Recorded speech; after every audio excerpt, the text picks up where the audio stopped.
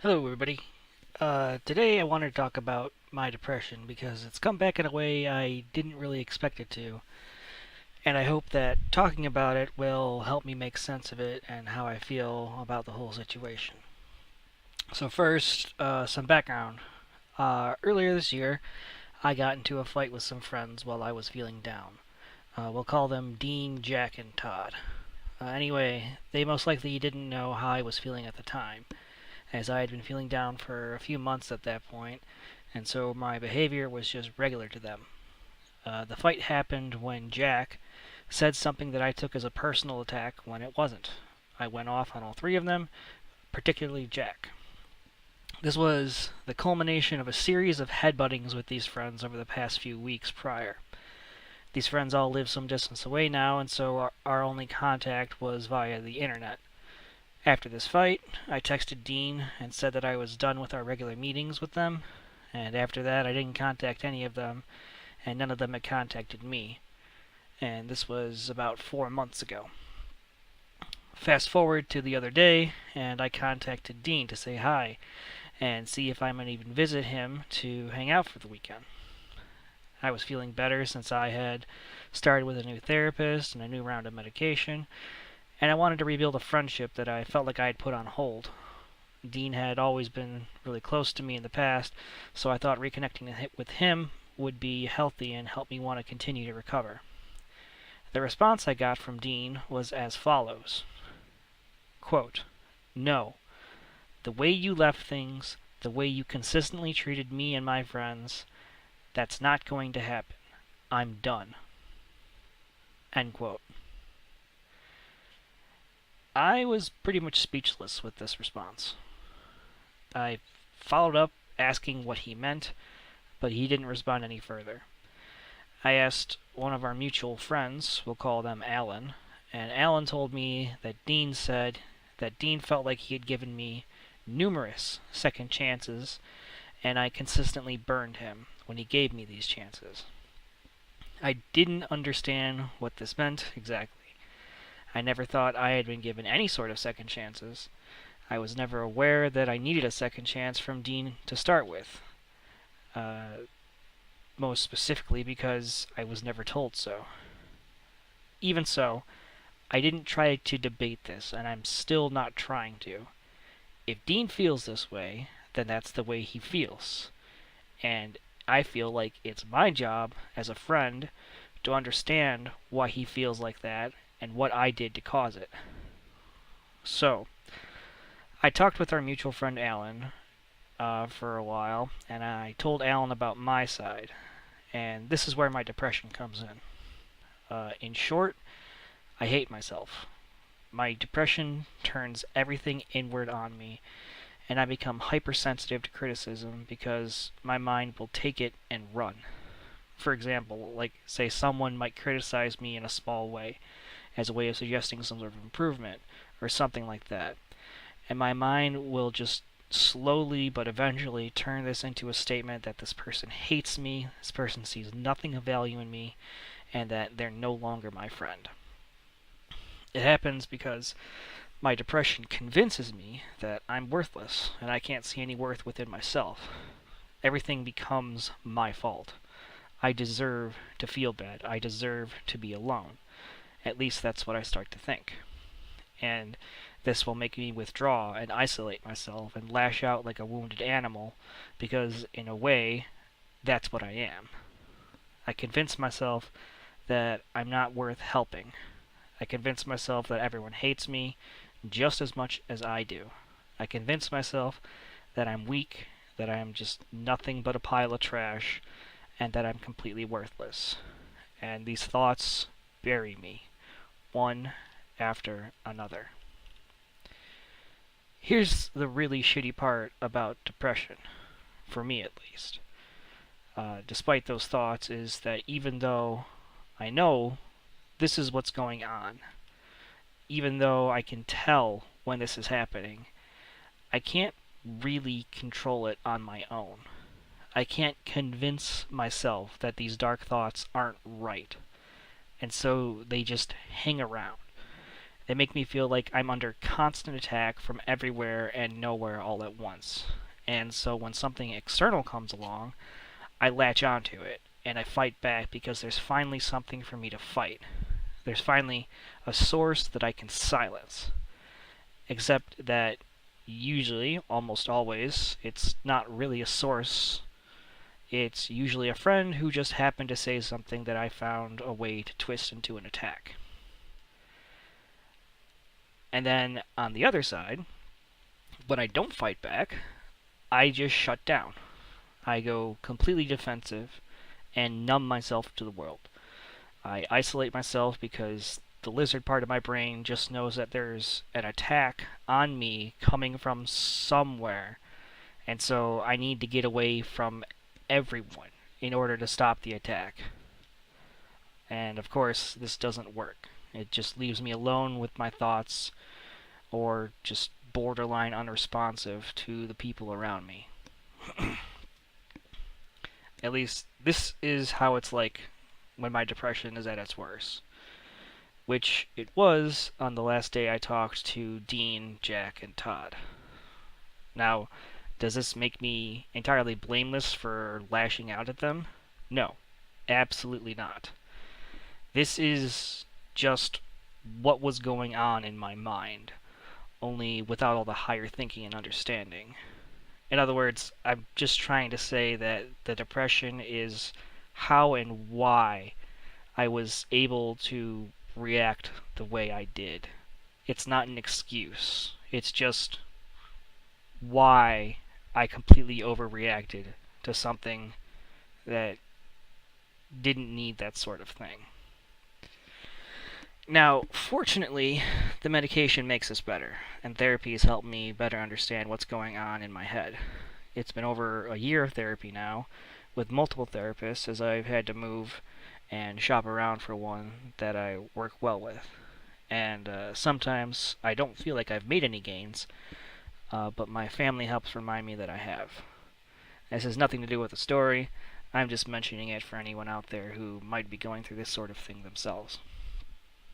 Any rate, after I finished talking with Alan, I texted Dean to apologize. I tried to take responsibility while also explaining myself as well as I could via text message. And then I followed up by asking him to give me a call so we could talk it out. He didn't respond.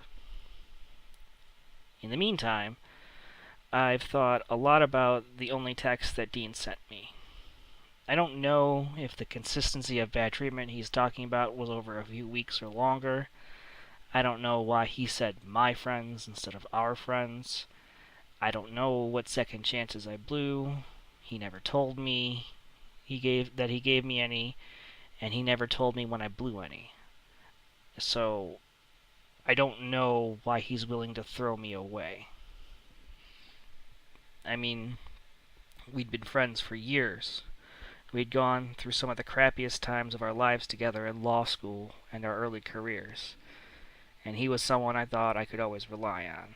And I thought he could always rely on me. And I even stood at his wedding. But he's willing to kick me out of his life for good. And for me, that hurt. Like, a lot. It hurt enough for me to think on all my dark thoughts from before and think that they were right. It made me wonder if my life is just going to be a series of ruining friendships and misery because of my depression, or because of my inability to control it. It made me wonder if there was some merit to my past suicidal thoughts. It didn't make me want to end my life, but it made me think that if those thoughts ever do come back, I'll have something to hold on to and point at and say, see, everything about you being terrible is right. Look at this example. But at the same time, it made me angry. It made me angry that he never told me. It made me angry to think that he could write me off so easily. That he could do it without talking to me. That he'd even consider doing it. Now, I'm not saying he can't. I'm not saying I hate him for it. People are allowed to decide who is and who is not their friend. People can decide who is part of their life. I mean, I've written off people before too. I know what it's like for a friend to cross a line that can never be uncrossed. I've never had a friend try to uncross that line, though, so I don't know what I'd do if someone did. I'd like to think, though, at the very least, I'd listen to what they had to say.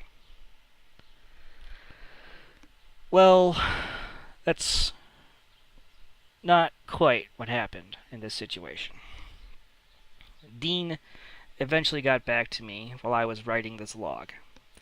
He sent me a long text wherein he told me that he didn't believe me that my irritability and withdrawal were parts of my depression. He accused me of blaming everything on my depression and taking no responsibility myself. Then he said, regardless of this, he couldn't deal with my depression anymore. It was too much for him. Then he finished by trying to teach me a lesson, stating that actions have consequences, and that I'd have to learn that through him kicking me out of his life, of this lesson.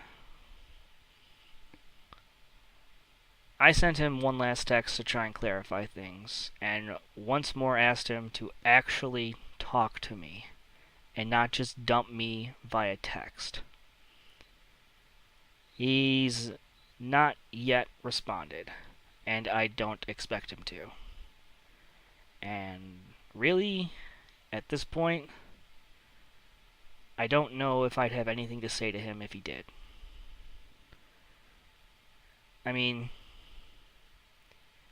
if I were him, I don't think I could have crafted a worse response if I had tried. Because my depression was too hard on him. The thing that some days kept me in bed the entire day. The thing that some days kept me from eating. The thing that some days made me cut myself. The thing that some days made me cry for prolonged periods of time for no reason at all. The thing that most days made me think about killing myself. The thing that every day I have to check and make sure it won't. And the thing that one day actually made me try. That thing was too hard for him.